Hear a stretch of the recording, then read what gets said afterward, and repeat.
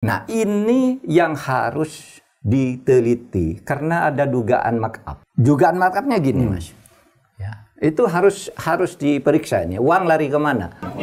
Jadi jangan, kalau mau menyelidiki betul KPK, panggil Antoni Budiawan karena dia yang bilang di situ. Sebelum saya kan bilang ini Antoni Budiawan bilang begitu. Kalau kita tahu sih itu datanya kurang kuat tuh, Prof. Dia bilang bahwasanya, terus Prof. Mahfud kan sebelumnya di podcast sempat menyinggung juga soal maksudnya bisa jadi ini jadi pertukaran juga nih di Laut Cina Selatan tersebut kan, dan itu dibantah sama Luhut terlalu jauh katanya. Ya mungkin terlalu jauh, tapi yang bilang itu kan Agus Pambagio dan Antoni Budiawan, bukan saya. Saya justru mengulas Antoni Budiawan dan Agus Pambagio yang bilang di Nusantara TV bahwa yang terjadi seperti itu, pemecatan Jonan kemudian sudah ditolak dan sebagainya, dan itu risikonya bisa seperti Sri Lanka, pelabuhan diambil karena tidak bayar hutang kan gitu. Itu yang bilang Agus Pambagio. Yang bilang bahwa ada markup dari 17 juta US dollar menjadi 52 US dollar, itu yang bilang Antoni Budiawan. Jadi jangan, kalau mau menyelidiki betul KPK, panggil Antoni Budiawan karena dia yang bilang di situ. Sebelum saya kan bilang ini Antoni Budiawan bilang begitu. Kan gampang kalau itu. Dan sekarang ini mestinya kalau ada hal seperti itu tidak perlu laporan, langsung diselidiki. Itu perlu laporan tidak masuk akal. Udah gitu ya.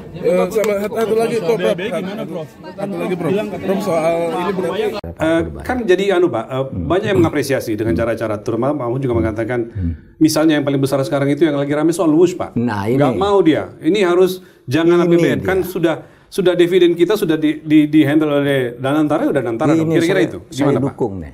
WUS ini mengancam masa depan kedaulatan kita, bangsa kita, rakyat kita dan sebagainya, karena ini hutang yang sangat besar dan sangat aneh, merupakan satu bisnis B2B, business to business, BUMN dan BUMN sana. Tetapi sekarang hutangnya bertambah terus. Bunga hutangnya aja setahun itu 2 triliun. Bunga hutang saja. Hutang saja. Sementara dari tiket hanya mendapat maksimal 1,5 triliun. Jadi setiap tahun bertambah kan. Berbunga terus, negara nombok terus. Dan itu kalau lihat term itu bisa sampai 70 tahun, 80 tahun. Ya. Ini hutangnya kalau normal gitu. Masalahnya apa gitu? Hutang bertambah terus. Ya. Nah, sekarang ini Pak Purbaya mengatakan tidak akan membayar. Itu sudah benar, ya. Cuma persoalannya kalau tidak akan membayar ini bagaimana nasibnya itu? Betul. Nasib ini. Ini Mas Bruce, saya Bruce Willis soalnya kata Jangan Pak. Waduh. Mas Rizal.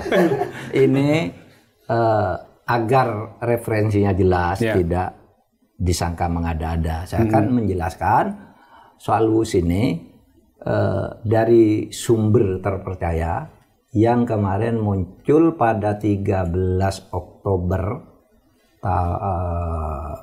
Oktober tahun ini, 2 hari lalu lah, yang dalam program Dialog Prime-nya itu menghadirkan Agus Pambagio. Dialog Prime-nya siapa, Pak? Nusantara TV. Hadir Agus Pambagio sebagai narasumber.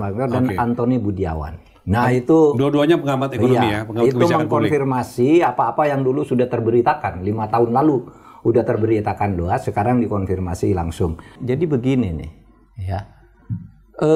Dulu ini masalahnya yang harus dicari secara hukum nih. Dulu pada awalnya, ya, rencana kereta api cepat yang kemudian bernama WUS ini adalah perjanjian G2G, government to government, antara pemerintah Jepang dengan pemerintah Indonesia. Disepakati pada waktu itu berdasar hitungan ahli dari UI dan UGM, itu bisa dibangun dengan bunga 0,1% dengan Jepang. Tiba-tiba sesudah Jepang minta kenaikan sedikit gitu, oleh pemerintah dibatalkan. Dipindah ke Cina, dipindah ke Cina dengan bunga 2%. Tiba-tiba 2% dengan overrun, pembengkakan kemudian menjadi 3,4% yang terjadi itu. Nah sekarang kita tidak mampu bayar. Ketika mau dipindah ke Cina ini, Pak Yonan, Ignatius Jonan, Menteri Perhubungan waktu itu, menyatakan tidak setuju. Pak, ini tidak visible. Kata Pak Yonan. Kata Pak Yonan. Pak Yonannya dipecat. Diganti kan? Sudah itu dia manggil ahli, namanya Agus Pambagio. Presiden manggil nih. Pak Jokowi? Iya Pak Jokowi, sesudah mecat Jonan, dia ditanya, Pak Agus gimana ini? Pak, ini tidak visible, rugi negara. Ini menurut Agus? Menurut Agus Pambagio, yang Bapak tonton yang saya tonton itu. Rugi negara. Ini atas ide siapa? Kata Agus. Kok bisa dari Jepang pindah ke situ dan biayanya besar? Atas ide saya, kata Jokowi. Kata Presiden, atas ide saya sendiri, gitu. Ya sudah, kalau sudah ide Bapak, mau jadi kebijakan, kita nggak bisa apa-apa, pergi si Agus. Ternyata sekarang nggak mampu bayar. Dan tidak mau bayar Purbaya. Menurut saya benar Purbaya. Gitu. Karena apa, Mas? Ini masalahnya sangat memberatkan bangsa. Kita membangun itu menghilangkan pembangunan untuk rakyat yang lain kan. Hanya disedot untuk ini. Gitu. Nah, apa akibatnya kalau misalnya nggak bayar satu, pilot. Dipilotkan. Yang sekarang sedang kita nikmati ini? Iya, atau itu diserahkan ke Danantara. Atau apa? Mau di-bailout oleh negara, kita bailout terus. Terus-terusan. Nah, ini yang harus diteliti karena ada dugaan markup. Dugaan markupnya gini, Mas. Ya, itu harus diperiksa ini. Uang lari kemana? Menurut perhitungan pihak Indonesia, biaya per 1 kilometer kereta Wus itu 52 juta US dollar.